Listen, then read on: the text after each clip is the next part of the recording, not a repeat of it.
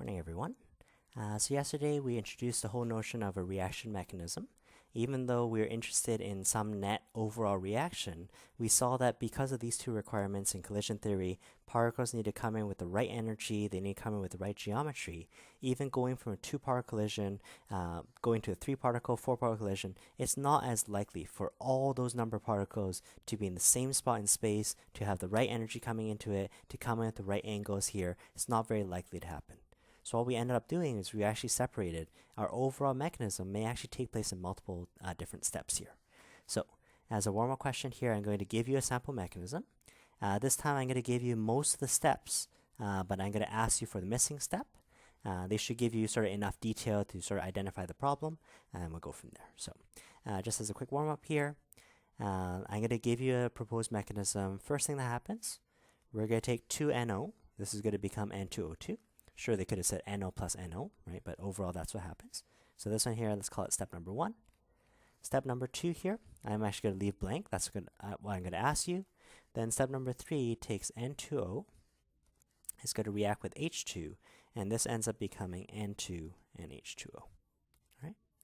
Again, like I mentioned before, they're not going to ask you to propose a mechanism from scratch, right? You can do a whole doctoral thesis on that, okay? But if they give you most of it here, I'm even going to give you the overall reaction, the net reaction. The overall reaction that occurs, the overall project is to take 2NO, it's going to react with 2 H2s, and this is going to end up becoming N2 and H2O, right? So part A, B, C in this question here, I want you to determine what step 2 is, right? So this time, I didn't give you 3 steps and ask you for the overall. I'm missing a step, but you notice I actually have most of it. So let's find out what step 2 is. I want you to identify any intermediates, right? Which are chemicals that get created and used up. And then I had asked the question last day, what's the difference between an intermediate and a activated complex? Is it the same thing or is it different? Right? So let's start off from the beginning here. I'd encourage you just to pause the video so you can try it out for yourself. Essentially, this ends up becoming a puzzle. I'm going to show you a nice way to shortcut this later on, but I would still do it in this fashion here. Basically, I know each of my elementary processes, these reactants here in each of the steps, all of these should go on the left side. All the ones on the right should end up on the right side. But in case there are some intermediates, in case some things might end up canceling out. So for example, I have 2NO going in. Those ones there are actually reactants. Fine, no problem. But it ends up creating N2O2, but I don't see N2O2 on this side.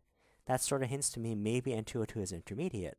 While I don't see N2O2 get used up in step number 3, I'm going to put N2O2 in step number 2. Because that way the N2O2 can cancel this one. I've already answered one of my questions here as an intermediate N2O2. Now what else? Now I do see a hydrogen show up in step number 1, but only one of them in step number 3. So what I'm going to do here is I'm going to add another hydrogen, and therefore in total I have 2 H2s, and that would amount to this part here. Perfect. Step number 3 here starts off with the N2O as well. I didn't put in an N2O. Where did the N2O get created? It didn't get created in step number 1. Maybe it got created in step number 2.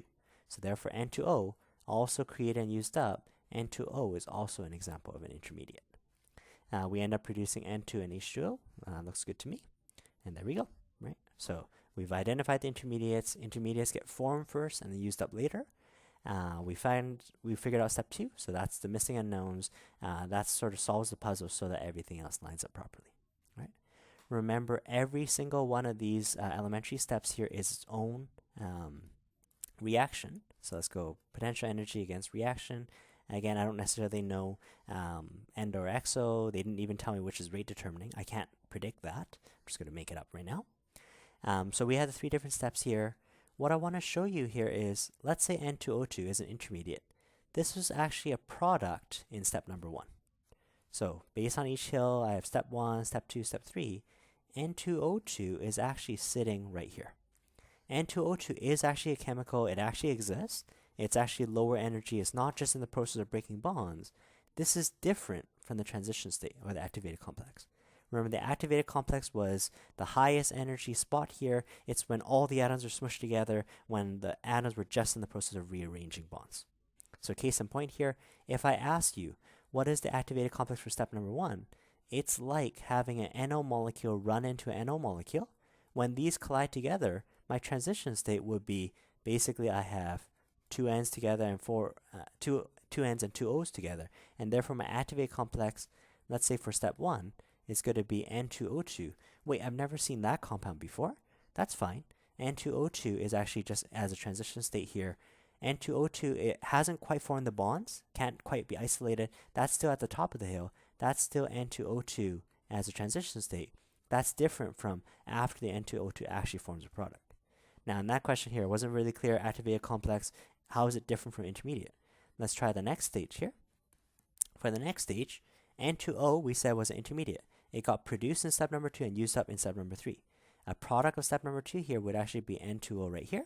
N2O is a stable molecule, you can isolate it. However, what is the transition state for step number 2? For step number 2, it involves taking an N2O2, running it into H2. All the atoms need to be there. So the transition state will now involve 2 N's, 2 O's, and 2 H's. I don't necessarily know how things are actually bonded, but they all have to be present. The intermediate for step number 2 is actually N2O2H2. And again, we do that hash symbol just for a transition state here. This is the unstable molecule here. This one here is in the process of rearranging bonds. You cannot collect or isolate this one here. And yet after it relaxes, it ends up forming N2O. So what's the difference between intermediate and activated complex? An activated complex is at the tops of these hills. These ones here cannot be isolated. And intermediate, even though they don't show up in the overall reaction, they are definitely chemicals in themselves. They have formed the necessary bonds and they're actually stabled out and they can actually be isolated. So that's the difference between an intermediate and activated complex. Activated complex is sort of mid-arrow. It's sort of in between the arrow, whereas an intermediate is, the end of that arrow, and then it just happens to get used up. Just let me show you a little math trick here. If you don't really want to do this sort of puzzle, well, what doesn't show up, what doesn't cancel out, whatever, the math trick actually involves here, essentially what I've done is step 1, step 2, and step 3, they should add together to give you the net reaction. In this problem here, I was actually interested in calculating step 2. Imagine just doing some algebra. Well, I would just need a minus step 1 over minus step 3 over. It's like the net reaction. It's net reaction minus step 1 minus step 3. That should give you algebraically step number 2. Now, what does it mean minus a reaction? Based on a mechanism here, if I were to do that math here, I'll do it down below here. I'm going to take my net reaction. My net reaction was given to me 2NO, 2H2. This is the overall project. I'm going to make N2 and H2O. How do I minus step 1? Well, minus step 1 is actually involving, it's sort of like add, but it's the opposite of step number 1. So step number 1 had 2NO on the left-hand side, N2O2 on the right-hand side. If I do the negative of that, I undo step 1. N2O2 becomes 2NO. It's the reverse of step 1. I can also add the reverse of step 3. Minus 3 means plus a negative 3. The reverse of step 3 here, this one's more tedious, N2 and H2O ends up becoming N2O and H2. And my math says here, step number 2 is essentially, you do the math here, net minus 1 minus 3, whatever outcomes from this math here, we're going to end up with step 2. And in this case here, don't try to identify intermediates. We did a little bit of algebra to try to find another way of finding step 2. But what we're going to do here is we're going to say, well, we had 2NO in the first, and then we have 2NO afterwards. Those cancel. We have, let's see what else here. We have an H2O before, we have H2O afterwards. Again, don't try to identify intermediates because I had rearranged this here. I actually have 2 H2s and I have 1 H2 there. So just to show you, I'll still cancel the 1 H2 here and leave 1 H2 on this side here. Anything else? I have an N2. That cancels out the N2 here. That cancels out, no problem. And therefore, what are I left with? Well, I should be left with step number 2. Let's verify it here. It should involve N2O2. That was still left. It involves one of the H2s, and it's going to end up becoming N2O. And in that case there, it should match up with what we had earlier. N2O2 plus H2 is N2O. So both ways are perfectly fine. I generally find it's easy enough just to do it by a puzzle. This also allows you to identify your intermediates right away, but if you like the math, you can do it in this fashion as well. Today I just want to finish off a little bit with mechanisms with you here in the whole notion of catalysis. So basically, catalysts are chemicals that somehow speed up the reaction. Let me just give you a definition first. So catalysts are a species that increases the rate. Remember, you can always think of rate as being opposite of time, so you can actually think of this as decreases the time it takes for reaction. So a species that increases the rate, and how does it do it? By providing. It actually allows the reaction by providing an alternate, a different mechanism, providing a different pathway to get from start to finish. And the key here is the overall mechanism with a lower activation barrier. So up to this point here, you may have had this picture. Well, catalysts, they do magic. They just sort of, you just add them and suddenly it speeds it up. Catalysts don't just stand back and somehow wave their hand and just sort of speed up the reaction. Catalysts actually do enter the reaction. As they enter the reaction, they end up allowing the reaction to proceed via a different mechanism, via a different pathway. And overall, that pathway is an easier pathway. You can think of that when they're, just for argument's sake here, it's like an easier detour. Let's say you packed up to go home today here. You realize, oh, there's a lot of construction on the way that you decide to walk home. You still want to get from, let's say, school to home, but you're going to take a detour around here. Maybe it's even a little bit longer, but maybe it's a nice flat paved road here. It's a lot easier than wading through the construction and whatnot. It's an easier pathway to get from start to finish. I'm going to just remind you here, we had done an example of elephant toothpaste last year. So elephant toothpaste. Maybe I'll show a link on it under the resources section here. Elephant toothpaste actually involves, if you remember, we took a really tall grad cylinder, we filled it a little bit with hydrogen peroxide, H2O2, and the reaction that I wanted to do was I wanted to decompose H2O2 to become 2H2O and O2. At first we looked at this, the reaction is happening, but nothing really went on, qualitatively speaking. So what we ended up doing is we ended up saying, okay, for the potential energy diagram for this curve so far, what do we expect? Is it going to be a high barrier or low barrier, given that this reaction here is slow without a catalyst? If it's slow, we would expect it to have a very high activation barrier. So this one here ends up giving off a lot of steam, so I know it is exo. So what we have here is we have 2H2O2, those are my reactants. I want to end up becoming 2H2O and O2. It's exothermic because it's going to end up giving off energy. But in this case here, the energy hill is just ridiculously high. Basically, especially in the liquid state here, the particles aren't moving fast enough here. This energy hill, I'm going to call this the EA uncatalyzed because I have not yet put in the catalyst yet. I haven't catalyzed the mechanism. But that EA is too big, so you can make a note to yourself here. It's slow because few particles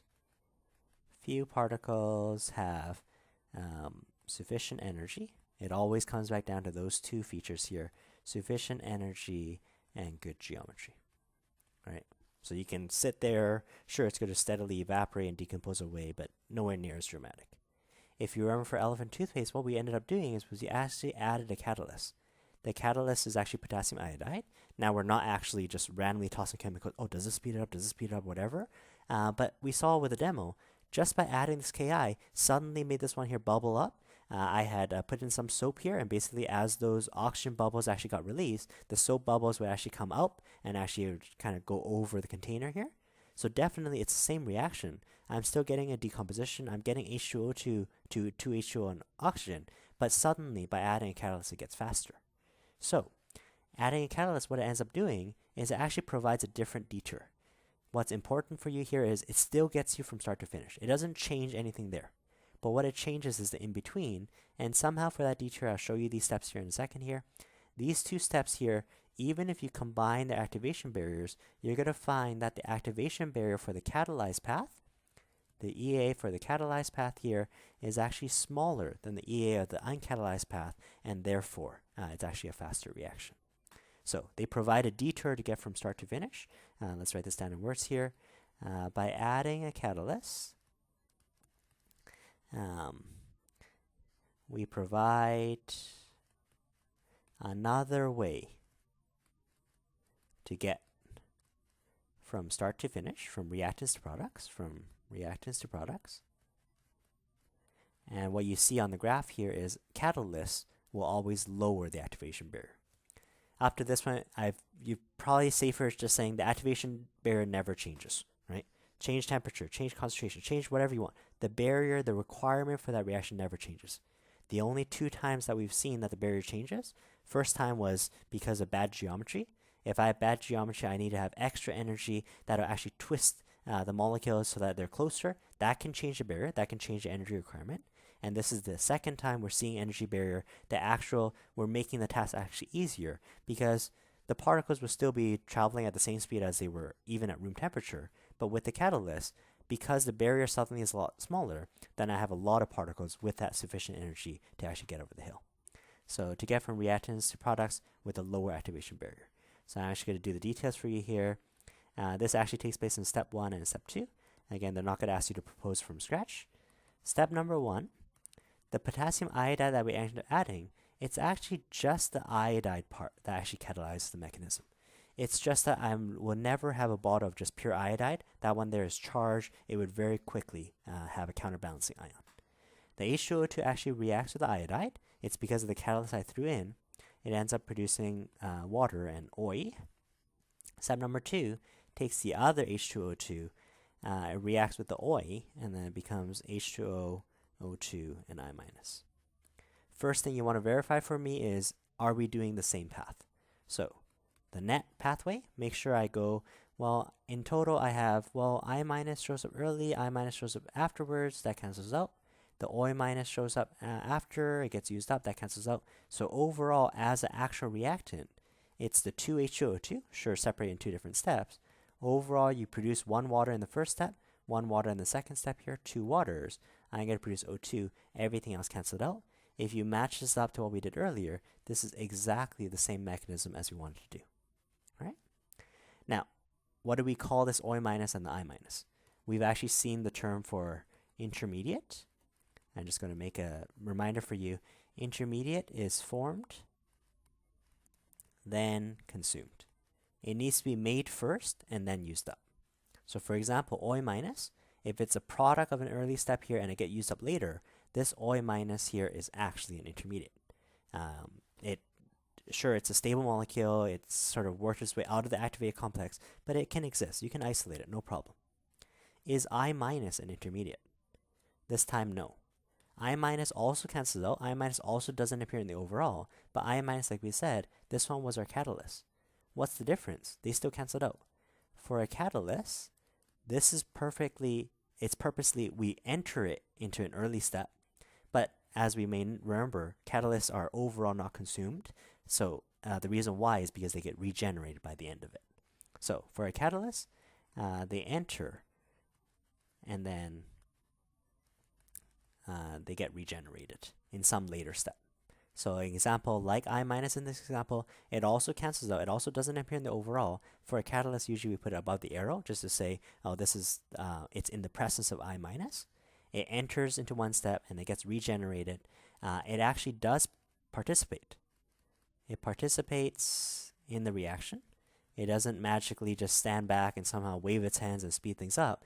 I- actually first collides with the H2O2, not just waiting for the H2O2 to spontaneously decompose. I- 2-particle collision starts breaking down H2O2, starts producing the H2O. In that case, they reform OI-, and the OI- can react away the other H2O2. It participates in the mechanism, but because it's regenerated, didn't spell that right, sorry, regenerated, but is not consumed overall. So if you start off with, let's say, 2 grams of catalyst, even though it enters, I lose it for a little bit, because the I- ends up getting regenerated, I'm going to still have the I- again. This I- is now ready to attack another H2O2. What they really like asking you the question here is, we drew on the diagram, how does the EA and the catalyzed and uncatalyzed compare to each other? Definitely the catalyst actually speeds things up, so the barrier has to be smaller. We have to make it easier. But the thing that they always like asking is, what about the delta H? What about the start to finish? Remember, even though we've made an easier detour, we're still getting from the very same reactants to the very same products. The catalyzed pathway will actually have the same delta H as the uncatalyzed pathway. It's just the in-between that we care about. We break 1 step down to 2 steps, and that detour was actually a little bit easier. In biology, we have a whole host of different enzymes here. Enzymes can actually be referred to as biological catalysts. Some enzymes actually slow reactions down. You can actually just flip the logic around. We actually call those inhibitors. An inhibitor might prevent a pathway from traveling through a really easy pathway. It basically cuts off a detour, and it forces the reactions to actually have to go through the high energy barrier case, and in that case there, it slows down the reaction. It may inhibit, it may totally stop some particles from colliding, but based on how much inhibitor concentration you have in the mixture, you can actually stop some particles from colliding, so overall for your bulk sample, it ends up slowing down. So, again, specifically, they definitely want you to know the definition of a catalyst here. It goes in and then comes out unchanged. It can do it multiple times, chain reaction. The EA of a uncatalyzed pathway, the original pathway is going to be bigger than the EA for the catalyzed pathway. Although, like I just alluded to here, even for inhibitors as well, we are still getting from the same start to the same finish, so the delta H remains the same. All right? So, tomorrow we'll do a quick summary lesson, and we'll pick it up from there. Thanks, guys.